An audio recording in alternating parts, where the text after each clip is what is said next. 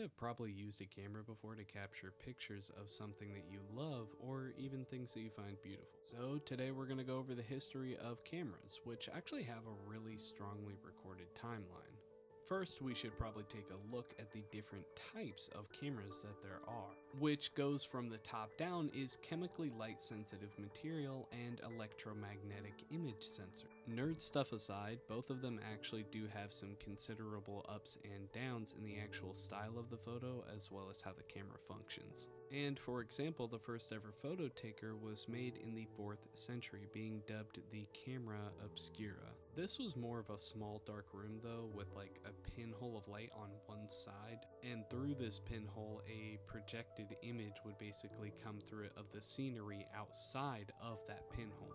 But not only did this take an insanely long amount of time to burn the image into material, this would also cause the image to actually be flipped upside down compared to what the actual pictured world was. And all of these pictures that have been going by are pretty much what they actually looked like and the way that they worked, which are super neat when you're looking at it, and it even kind of looks like a different type of style of art, which it technically is. Also, I guess this is actually the only type of camera that doesn't have either of the previously mentioned functions, so I guess I'm ruined. Anyways, the Nix incarnation would come around about 1839, and when it was introduced, it was actually introduced by a worldwide inventor named Louis Daguerre. Though we only used his type of processing photos up until about 1850 as camera sizes became standardized. This meant that roll film was beginning to take over, especially when Kodak actually came out with their first camera in 1888, and this is actually what it looked like. The size was honestly just easier to carry around, and the film was much more cost effective rather than lugging around these large sheets. A little bit after this is when we saw a significant advancement in lens technology and the first of colored photography. But after a while in World War I is where we actually see the second type of camera function start to come about. And first, Germany actually took the lead in developing precision cameras with huge amount of effort being put into the Lexia and the Contax, which are both cameras that they manufactured.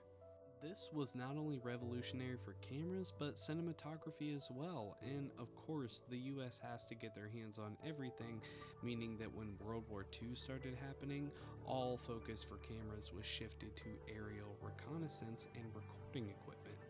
Gratefully though, this means that the skyrocketing progress for cameras also gave great progress to audio equipment well after the war.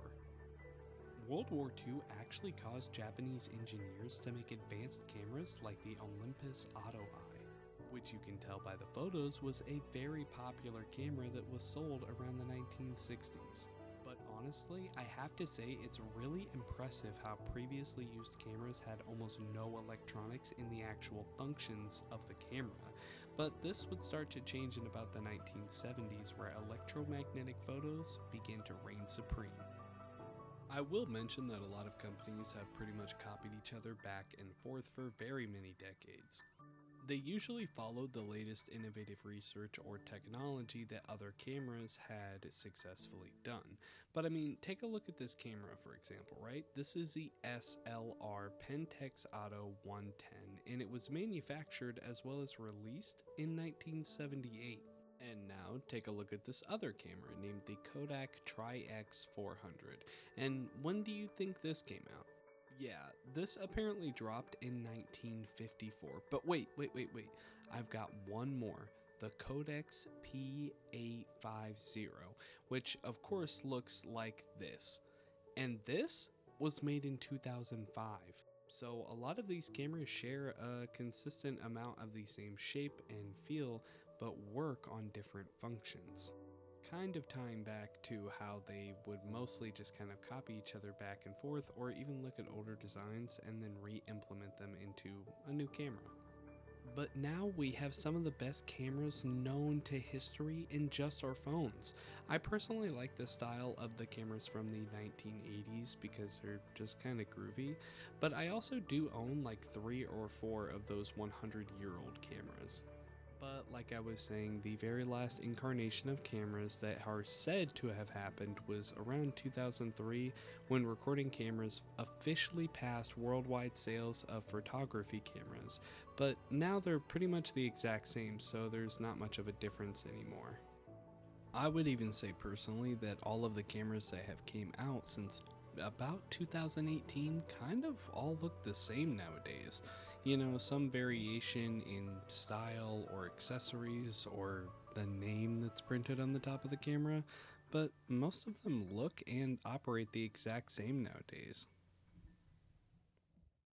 I hope that our robot overlords are happy about this camera video. Hopefully they can show it to their robot children sometime in the future. And if you enjoyed this video, brother, then please give it a like. And as always, that's kind of crazy.